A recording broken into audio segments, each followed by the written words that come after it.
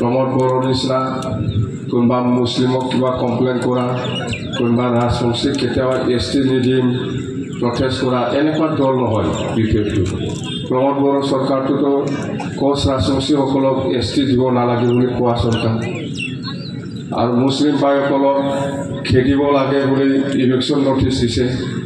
NRC যেতিয়া নাম ওলাইছে তেতিয়া কেছ কৰি পেলাই মুছলিমসকলক বিৰাট হাৰাশাস্তি কৰিছে। এনেকুৱা নহয় আমাৰ এই BPF দলটো।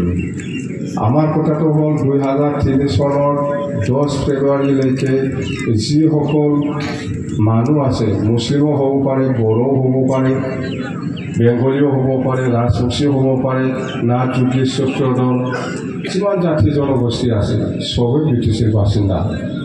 চুক্তিতে কোৱা আছে এই হিচাপত সকলোকে মাটিৰ পাট্টা দিয়াটো আমাৰ কাৰোৰে দায়িত্ব, আমাৰ BPF দলৰ দায়িত্ব। 4বাৰ হৈ গ'ল নিৰ্বাচন, BTC নিৰ্বাচন, ইয়াত আমি একবাৰো জিকা নাছিল, কিন্তু এইবাৰ আমি BPFে জিকাটো আমি 100% কাটা বুলি আমি ল'ব পাৰোঁ, হয় না? ল'ব পাৰিম না? চুৰিবাৰীটো এইবাৰ BPF সকলত আহিব বুলি ক'ব পাৰিব না? জিকিব। আৰু বিজনী জিলাত 3টা সমষ্টি আছে, চুৰিবাৰী, চুবাইজাৰ আৰু মানাছ চেৰপাল।